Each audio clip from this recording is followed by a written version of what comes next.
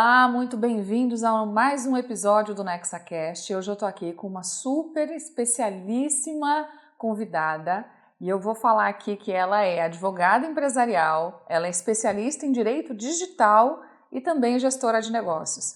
Fundadora de um escritório full service que oferece uma atuação completa tanto para a empresa quanto para os empresários. Com foco em blindagem jurídica e crescimento estratégico, ela tem o MBA pela USP e uma trajetória marcada pela sua visão de futuro na atuação preventiva. E eu estou recebendo hoje aqui a doutora Saula. Muito obrigada pelo convite, é uma honra estar aqui.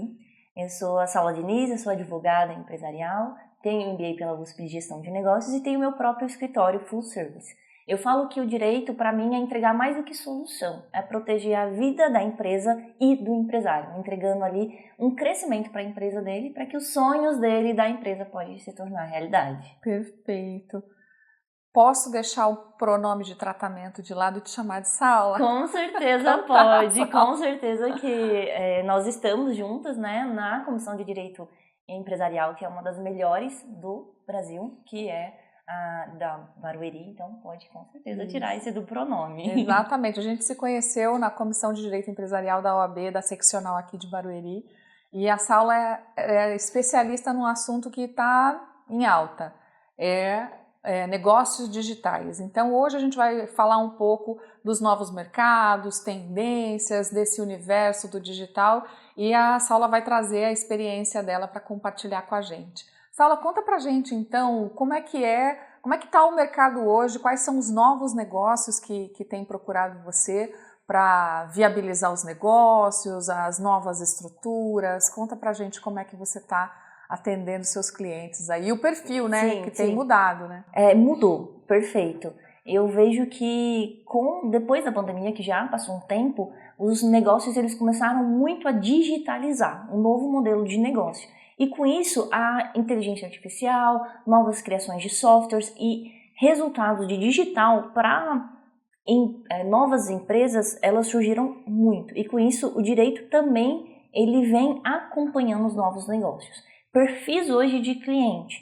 A gente tem a pessoa que desenvolve um software, então ela tem uma empresa, desenvolve um software e entrega isso para a população. É um tipo de trabalho. Tem o SaaS, que é Software as Service.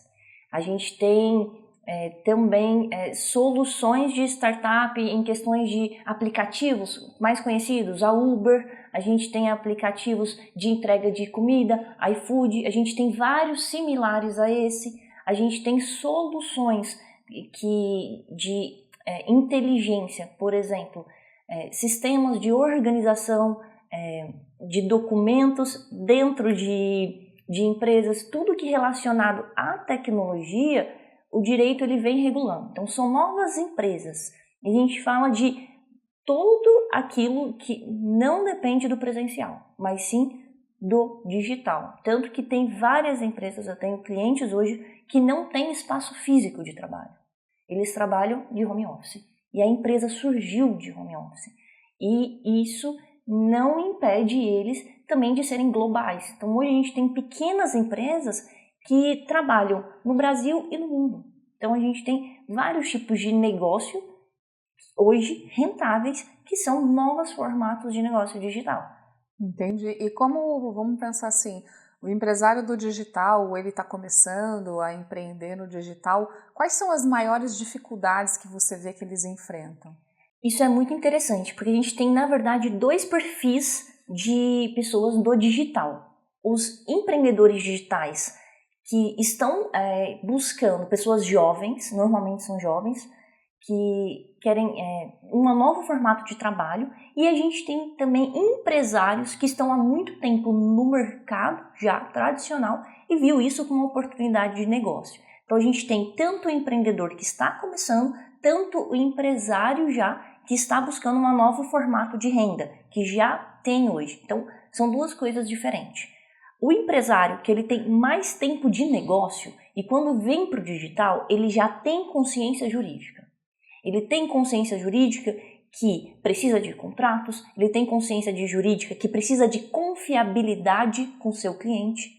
Agora, respondendo a sua pergunta, em relação aos empreendedores digitais, que é a maior parte da população brasileira, a maior parte de pequenos empreendedores, médios empreendedores, eles têm uma grande dificuldade de passar confiabilidade para o público. Porque eu acredito que uma das coisas mais importantes hoje é você ser confiável para o seu cliente, para você vender mais que uma vez. E a confiabilidade vem de 3 aspectos. Ela vem da sua autoridade no digital, ela vem da sua entrega de valor real e vem do jurídico. Então, quando a dificuldade maior do empreendedor, porque subir um anúncio hoje todo mundo sobe. Você vê um anúncio no YouTube, qualquer pessoa consegue subir um anúncio, um ads, para vender online. Só que a dificuldade é a conversão dessas pessoas. Por quê? Não tem autoridade, não tem entrega real e não tem jurídico estruturado. Quando a pessoa, hoje a maior parte, o mercado brasileiro é muito aquecido sobre o digital e novos negócios. E o que o consumidor hoje quer? Ele entra num site, ele quer o quê? Ter confiança para comprar de você, comprar seu serviço, comprar seu produto, e para isso você precisa de ter essa confiança. E aí quando ele vê um site com políticas, com LGPD, quando ele vai contratar um serviço, ele vê um contrato bem elaborado, tudo isso transmite para ele mais credibilidade para comprar de você. Porque muitas vezes a internet, a maior parte das vezes a internet é uma rua, imagina, hoje o seu escritório é uma rua a mais movimentada do mundo. E tem muita gente lá que está oferecendo serviço. Então, como que você transparece isso? Você transparece isso com confiança. E a confiança, o jurídico te entrega isso. Então, o mercado digital hoje está bombando, mas assim, a maior parte ainda é muito amadora. Sim. E esse amadorismo é que não passa a credibilidade, não permite que ele constitua uma empresa sólida desde a base, né? Eu acho que eles misturam, então, a pessoa física da pessoa jurídica, não é só na contabilidade, é no digital também, porque daí eles ficam com conteúdo pessoal misturado com conteúdo da empresa. Sim, e se a gente for falar também do direito empresarial, puxando isso que você disse, a gente já tem problemas sem o digital com a falta de jurídico numa empresa. A gente enfrenta já que os empresários, é um grande erro que eles cometem, que é o quê? Os pequenos empreendedores acham, eu vou crescer para depois organizar tudo. Não é assim. Você vai gastar mais. O jurídico, ele serve para você economizar. O jurídico, ele serve para te ajudar a prevenir esses problemas. Então, esse é o problema. Eu vou crescer, aí quando vem a bomba ela vem cara, ela pode quebrar seu negócio, você não tem um contrato social com seu sócio, e aí que vem muito problema. Então, os problemas da empresa, quando cria os novos negócios, traz todos esses problemas e agora tem mais um elemento que é o direito digital. Então, a gente já tem um problema empresarial e agora o digital, que são novos problemas que surgem. O problema jurídico é o mesmo, ele só muda de plataforma, né? Ele sai do físico e vai para o digital. E acrescenta novas leis, né? Então fica assim, mas a gente que é profissional do direito, a gente tem que se adequar, tem que buscar conhecimento. Sim. Porque a gente vai falar de uma lei, a gente vai falar de propriedade intelectual, a gente vai falar de novas leis, a lei de software, então tem outras leis novas agora. Então nós que somos profissionais de direito temos que nos adequar, porque se a gente vai prestar um serviço, hoje quase todos estamos no digital. Exato. Então tem que se adaptar com a LGPD, com a Lei de Proteção de Dados, tem que se atualizar, tanto os profissionais quanto o empresário, ao buscar um profissional do direito, ele precisa se atualizar. É verdade, com certeza. E até é algo que a gente bate muito na Nexa aqui também, em todos os podcasts e conteúdos que a gente divulga, a importância de olhar o advogado como um parceiro de negócio.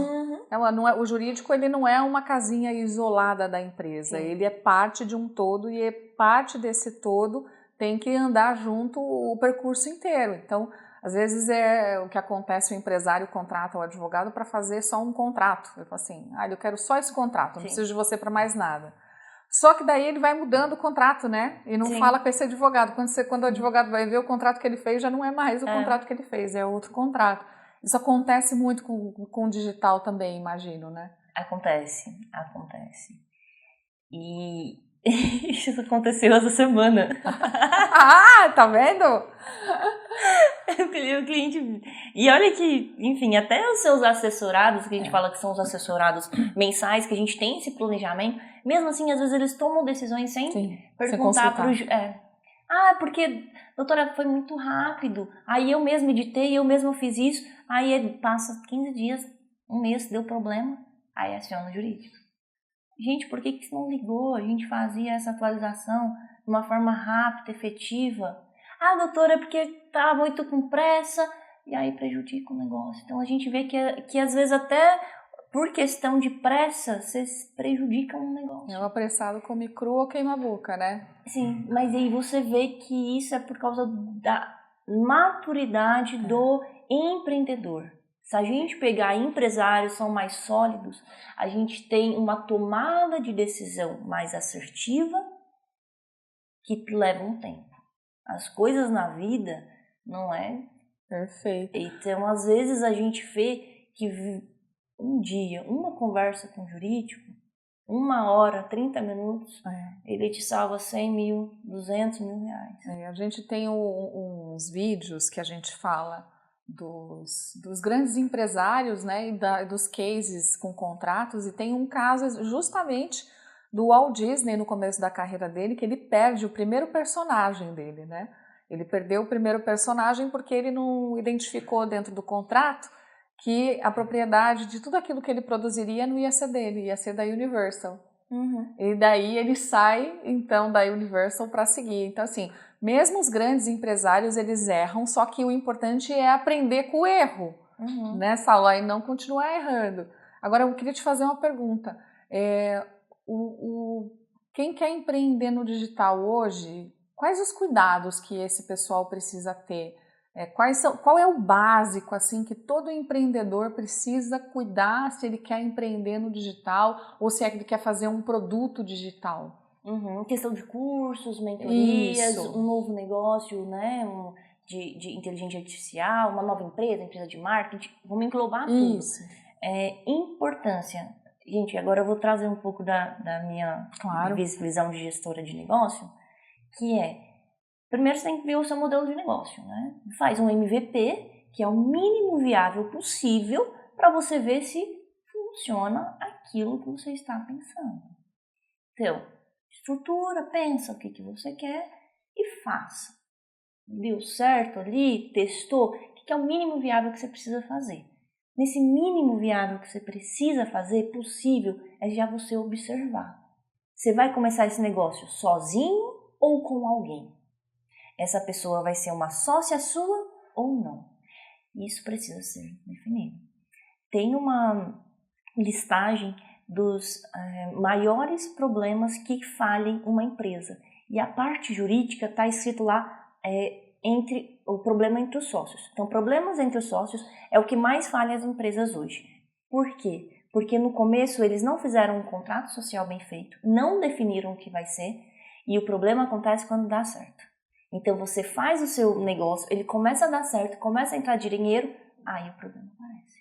E aí o sócio, às vezes você não está no contrato social. Às vezes você, que nem o Walt Disney, ele não tinha o direito do que aquilo que ele fez, que foi intelectual dele. Não tinha direito, ele perdeu. Então, quantas pessoas hoje aparecem porque perde? E você não está no contrato social, é muito difícil depois você provar que você de fato pertencia àquilo. Você vai ficar quantos anos com um processo judicial lento por causa de um contrato? Então, você consegue solucionar as coisas. O que eles mais cometem? Não procurar a ajuda de um advogado.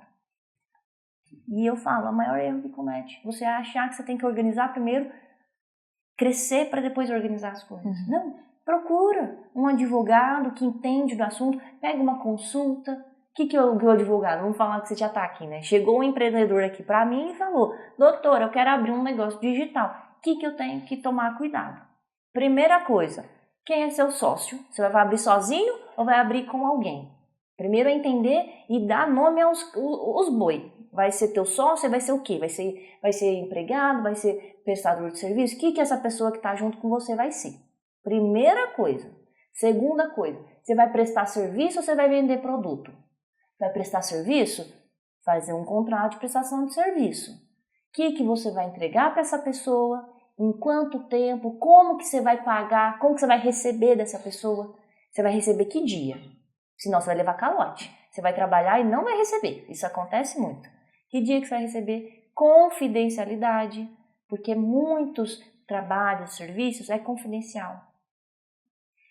Tem que ter confidencialidade. Você tem que ter, às vezes, com o próprio time que você tem. Para quê? Porque o que acontece muito? A pessoa vai no teu negócio, aprende o que você faz e abre o mesmo negócio igual ao seu.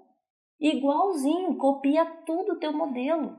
Te trai no negócio. Uma pessoa que você abriu a oportunidade para ela, estou empreendendo agora, trouxe uma pessoa que não sabia nada, ensinei tudo, ela copiou tudo meu e abriu igualzinho. É a famosa cláusula de não competição, o pessoal não Exato. coloca também, né? Precisa da não competição no contrato com a pessoa que você está junto. Que vai ser seu sócio ou vai trabalhar para você? O que vai ser? Por isso que eu falo, se precaveja, né? É melhor, é prevenir do que se remediar. Então são coisas que a gente fala simples. Então vai, o contrato entre sócios, o contrato de prestação de serviços, você está vendendo serviço, contrato de confidencialidade, cláusula de não competição. E agora, se você for vender serviço, produto, vamos para o produto. Você vai vender um produto. Por exemplo, eu vou criar um site para eu vender tênis, tá? Então, eu vou trabalhar com quem? Com o consumidor. Eu tenho que tomar cuidado com o direito do consumidor. Por exemplo, em 7 dias, se ele recebeu, não gostou, ele tem direito à devolução. Você precisa, no seu site, ter uma política explicando como é a devolução, baseando no Código de Defesa do Consumidor. Por quê? Eu tive um caso que eu defendi a empresa, a pessoa comprou da empresa um produto de R$ 22,90, não gostou, quis devolver, a empresa não devolveu. Processo judicial. Entrou no processo judicial contra a empresa, por causa de R$ 22,90. Não era mais. E ela estava com direito, sim. Doutor, recebi uma ação, aí você vai pagar o advogado.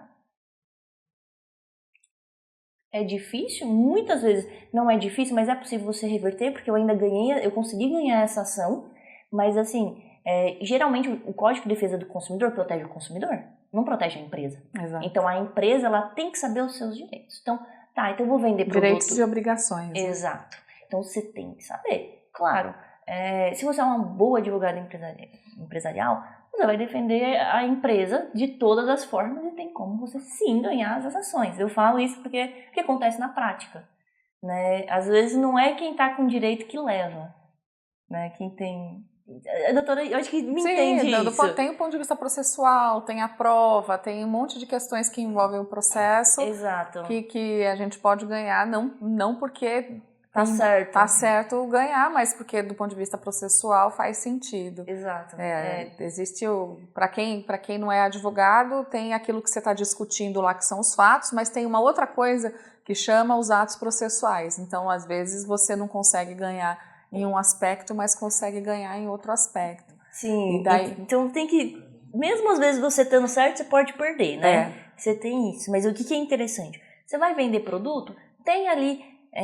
políticas dentro do seu site, de privacidade, de cookie. Você vai pegar os dados. O que acontece no marketing hoje? Você faz um site, você recolhe todas aquelas informações, a pessoa preenche o formulário, você recolhe o nome, recolhe e-mail, você recolhe os dados dela, às vezes ela responde algum questionário e isso vai ali para você depois fazer e-mail marketing. Uhum. Você tem dados da pessoa, você tem que saber como que você vai armazenar. Você tem que ter no seu site política falando do cookie. Você está armazenando? Uhum. Então você tem que ter o cookie ali falando que você está armazenando os dados dela. Por quê? O LGPD. A gente tem aí sanção da LGPD de 2% do faturamento anual. Já enfrentei isso com o cliente. Uhum. Ele infringiu o LGPD. Então acontece. Está cada vez mais fiscalizando o LGPD. Então o teu site precisa ter política de privacidade, ali informando que recolhe os dados, informando a devolução do produto, como que funciona. Isso aí é o básico que você precisa ter. São bons contratos, políticas de privacidade, ali no site. É isso. Um exemplo prático para você. Entra no site que, por exemplo, entra numa Magazine Luiza, numa Casas Bahias, olha o site deles, como que são sites bons. Tem as políticas ali, tem a devolução, você vê, passa credibilidade, eles vendem muito, eles passam confiança para o cliente, porque estão ali, tem uma estrutura jurídica por trás. Por isso que eu falo, você vai empreender no Brasil, empreende, é bom, eu adoro empreendedorismo, mas ande com pessoas inteligentes ao seu lado. Isso aí vai facilitar muito a sua vida, muito. Procura um advogado de confiança, que entende do assunto, que nem você falou, doutor.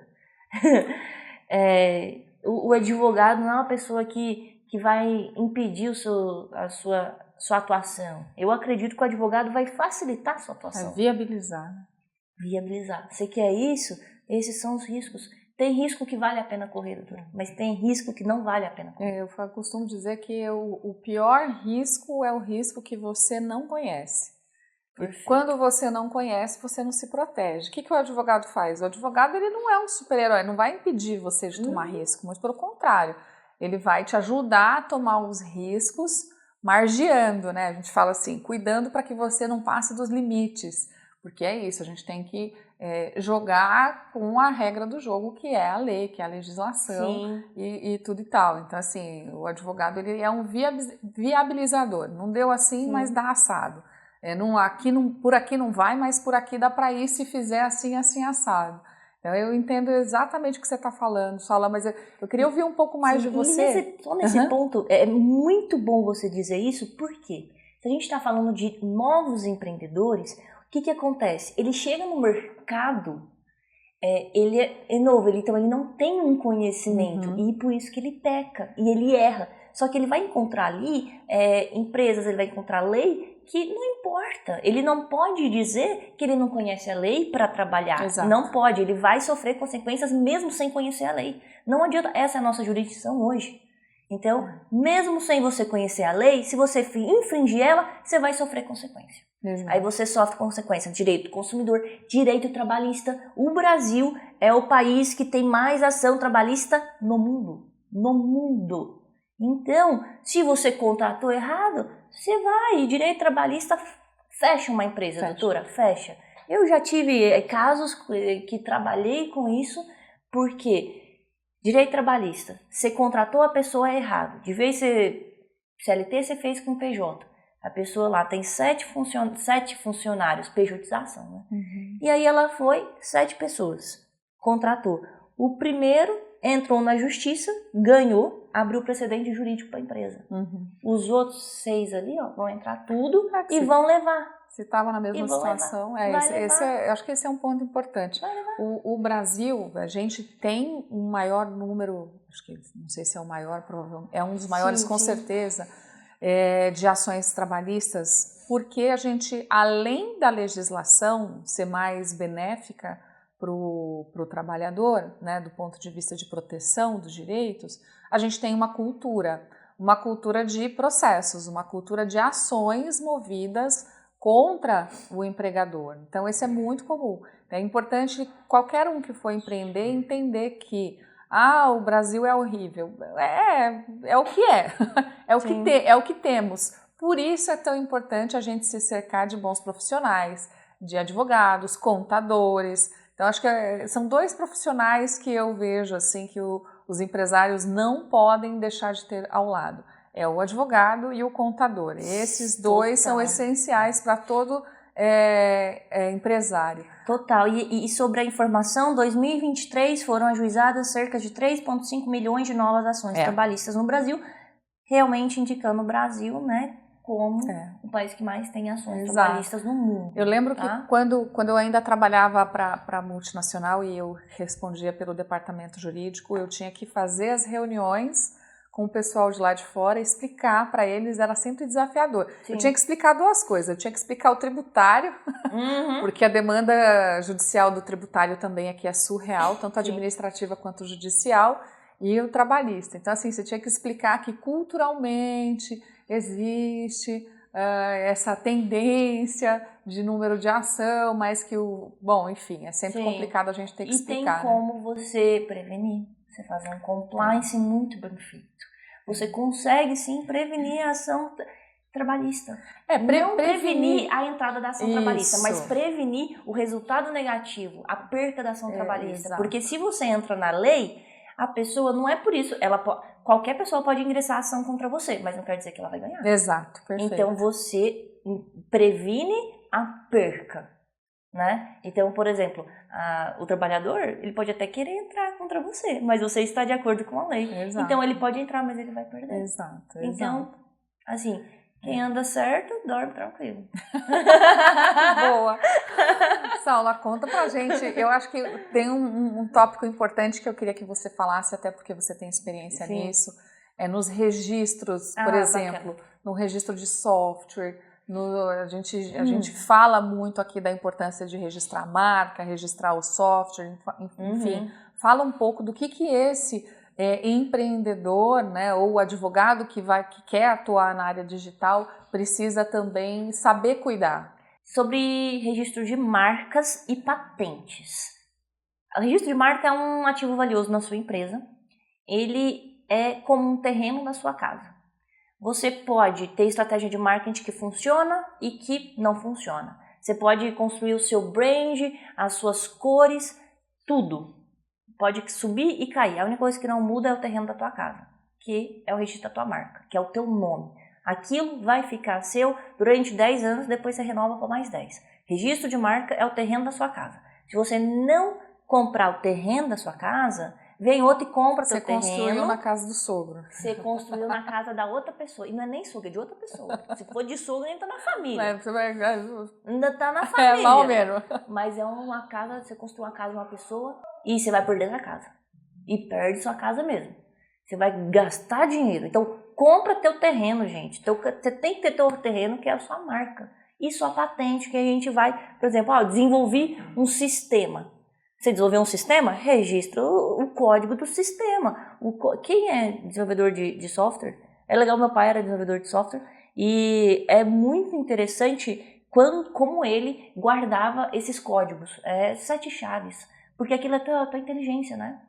Então, quando você desenvolve um software, você tem uma inteligência ali por trás e você não compartilha esses softwares, porque senão a pessoa consegue copiar inteiro o teu negócio, copia inteiro aquele teu aplicativo. Então você desenvolveu ali um software, registra esse código. Aí tem especificidades para registrar o código, você não registra o código inteiro. Aí a área especialidade jurídica, como que você vai registrar ele? Você registra uma parte dele. Então ele fica salvo. E aí outras pessoas não podem usar esse aplicativo. Exemplo prático, Uber. A Uber desenvolveu, você não pode ter outra pessoa chamando Uber, usando o mesmo código que a Uber usa. Não, você tem que desenvolver o seu. Então é diferente. Você precisa comprar teu terreno. Compra teu terreno. Inclusive, se por exemplo, gente, você tem uma casa, você quer vender tua casa, você tem que ser dono do teu terreno, senão você não vai vender a casa. Você quer vender sua casa, você tem que ser dono do terreno, é simples. Então é a mesma coisa com marca. Você quer vender a tua empresa, você tem que ter o registro de marca. Você tem que ter o registro da patente, se é tecnologia, tem que ser seu. Senão, você tem dificuldade de vender. No Shark Tank apareceu não esqueço desse episódio, e os Sharks estavam lá, né, avaliando uma nova proposta de negócio, e esse empreendedor estava falando muito bem. Aí um dos Sharks, para investir no negócio dele, perguntou: quanto que você registrou essa marca? Você registrou esse nome? Ele, não. Aí ele, putz, não acredito. Vai registrar hoje, porque o nome é muito bacana, mas o nome já estava registrado. Ou seja, perdeu o nome. Às vezes você tem uma ideia incrível. Gente, concorrência no Brasil existe muito. Você inventou um nome legal, esse nome é seu. Mas e se o seu vizinho vê o seu nome, gostou, ele vai registrar a marca primeiro, você vai perder teu nome. Você vai perder teu terreno. Então compra teu terreno, né? Então registra a sua marca, registra a sua patente antes que o outro amiguinho faz isso. Se ele fizer, quem registrou primeiro leva, né? Muitos casos, claro. A gente foi entrar, às vezes a gente tem como no judiciário a gente fazer diferente, mas é um registra, esforço, vamos falar. É um esforço muito, que dá para evitar, né? Se dá para muito, evitar, é melhor. Né? Muito. Então, registra, compra seu terreno, registra sua marca. Inclusive, isso aumenta o valuation da sua empresa. Marca é um ativo, marca não é um passivo, é um ativo dentro da empresa. Então, quando vai fazer um valuation da empresa, você, tem marcas registradas? Isso tem valor. Aí só fazer um parênteses, explica o que é o valuation para o pessoal que não conhece. Tá, perfeito. O Shark Tank tá ok. Shark Tank tá ok. Tá, perfeito. Valuation da empresa é quanto que a tua empresa vale. Ou seja, você vai olhar ali dentro na tua empresa para ver quanto que ela vale para você vender. Você pode vender ela para quê? Para quem que você conhece, para a rodada de negócios. Então, você precisa ver. Primeira coisa que olha dentro da tua empresa, compliance. O que é compliance? Quais são os documentos que tem lá dentro da tua empresa? Tá tudo certo? Não tá? É um negócio lícito? Não é? Quais são os riscos trabalhistas? Quanto que não é? Tem que estar organizado. E o valuation vai olhar a sua marca ali dentro também. Então, eles vão ver também o valuation questão do faturamento seu. Quanto que a sua empresa faz, quanto que não, qual que é a perspectiva de crescimento, qual nicho que está dentro. Então, é uma avaliação feita por um advogado que tem especialidade em direito empresarial. Também, concomitante, às vezes a gente utiliza algum outro profissional, algum outro braço, por exemplo, uma contabilidade, para fazer essa avaliação. Nós fazemos essa avaliação e vemos como a sua empresa vale. Porque às vezes você quer vender, você tem 100% da empresa, mas você quer vender 40% para o teu primo, vamos supor. Quanto que a empresa vale? Ou você quer vender para uma pessoa que é um investidor. Quanto que vale a tua empresa? Você tem que ver. Então aí você faz o valuation dela, quanto ela vale. Ficou super claro. Perfeito. Não, é importante que às vezes tem advogado que não atua na área e não sabe, sim. Ou mesmo estudante de direito, ou mesmo algum empresário que estiver assistindo. A Saula definiu super bem. Valuation é uma palavra em inglês que significa avaliação. Então é para avaliar todos os ativos e passivos da empresa, fazer um saldo ali, um match, e de acordo com esse match identificar quanto que essa empresa vale, seja para você vender a empresa, seja para você adquirir ou saída de sócio, inclusive, isso é super importante para saída de sócio. Total. Então, ela não serve só para venda, ela serve para uma série de outras coisas no dia a dia desse empresário. E o que você tem visto, assim, que você acha que é uma tendência de crescimento de novos mercados, Saula? Um ponto muito importante que eu vejo dos novos negócios é internacionalização. Hoje até pequenas empresas conseguem vender para fora. Internacionalização é a tendência atual. Segunda tendência atual é a inteligência artificial. A gente vê muito a inteligência artificial nos novos modelos de negócio. Isso gera problemas recorrentes nos jurídicos. São dois. Tributário. Quando a gente está falando de internacionalização, a gente tem problemas com evasão fiscal. Então, problemas de que você não pague seus tributos certos e você cria dinheiro que você manda para fora e você recebe de fora e você não tributa. Isso dá evasão fiscal quando você tira seu dinheiro. Então, problema tributário. O Brasil é muito ruim com a tributação. Os empresários, muitos pagam mais impostos do que deveriam e às vezes não pagam o imposto que deveria. E isso dá muito problema e depois vem dívidas tributárias milionárias. Então, o problema de tributação é algo que precisa resolver hoje no seu negócio. É entender como que funciona os tributos hoje para você economizar, ter estratégias econômicas e também pagar seus impostos certos. Às vezes a pessoa ela não tem um planejamento, o que acontece muito? A pessoa tem um contador, o contador ele faz daquela forma o trabalho dele que pode ser feito, não é um especialista, não é um advogado, tá pagando taxa errada. O contador tá pagando mais. Tá ali no dia a dia, às vezes, ele contrata só para fazer o básico, né? E claro, eu adoro contador. Eu acho que a gente não tem que brigar, falar mal de contador, nenhum. Mas é trabalho concomitante. Então, o jurídico ele é importante para isso, para você economizar e estar pagando os impostos corretos. Por exemplo, direito e criptomoeda, que eu vi aqui, né? Criptoeconomia. Uhum. É muito bacana, eu tenho muito cliente que trabalha com cripto, né? O que eu vejo muito, que acontece na prática? Meus clientes, eles mexem com cripto e tem que tomar cuidado, porque todo mundo quer pagar menos imposto e às vezes acaba não pagando o imposto que deveria e depois a conta vai vir.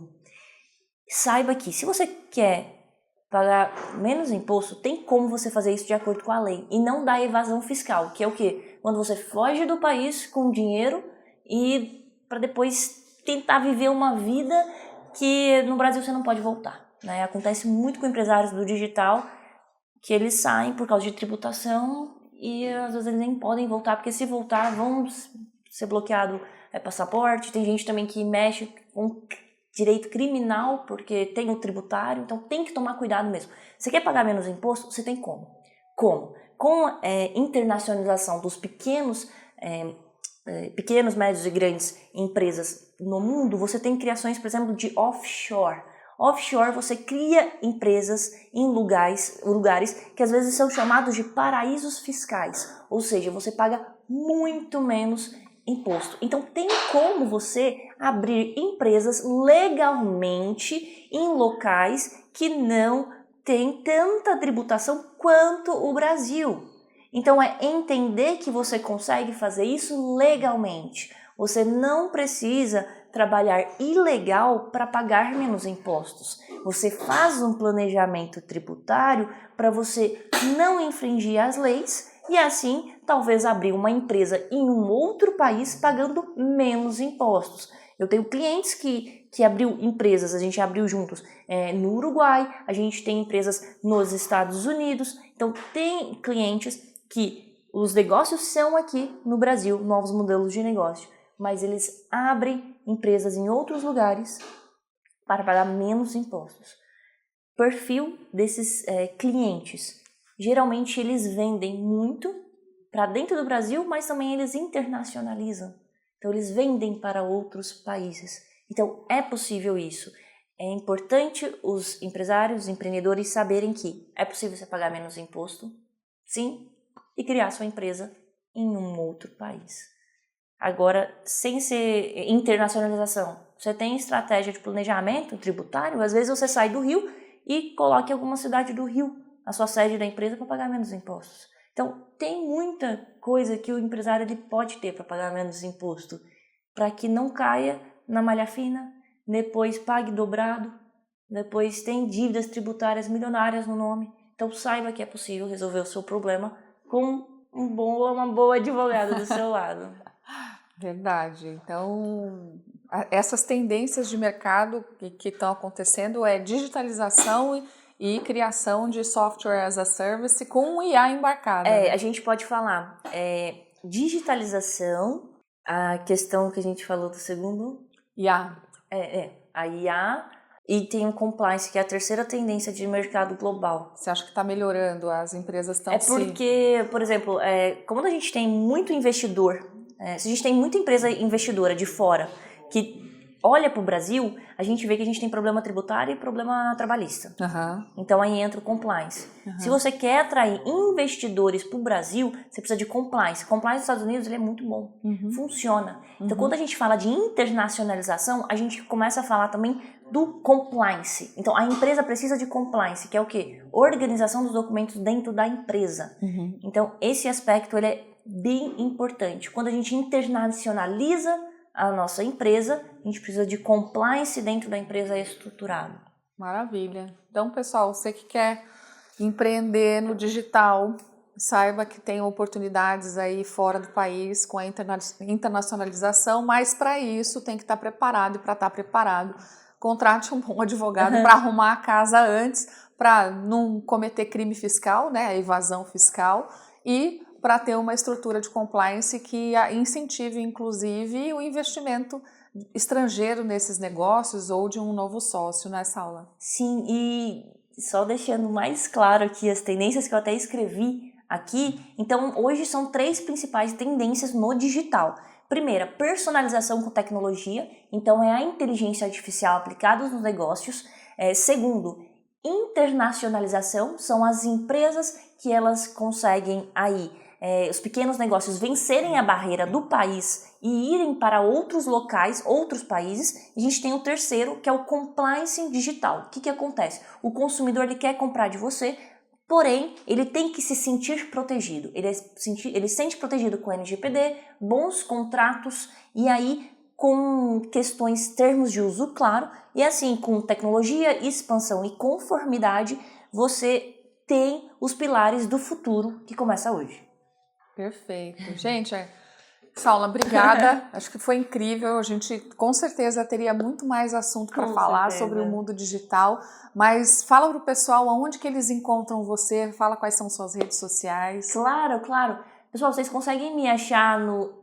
Vamos para o Instagram, que é o mais simples, que eu acho que quase todo mundo usa. dra.sauladiniz. Doutora Saula Diniz. Você consegue me achar no Instagram, você consegue me achar no LinkedIn, no WhatsApp, Facebook, YouTube, mas vai no Instagram, a gente sabe que tá aqui no YouTube, mas vai no Instagram, me acha. Se você assistiu até aqui com a doutora, fala lá que você assistiu, me viu aqui na Next Academy, vamos conversar, vamos trocar uma ideia aí. Estou aberta aí para vocês essa abertura que é importante também. Super. Saula, obrigada novamente por estar aqui, por ter aceitado o convite. Claro.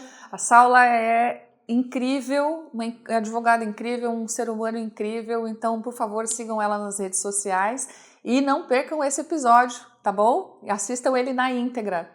Obrigada, até a próxima.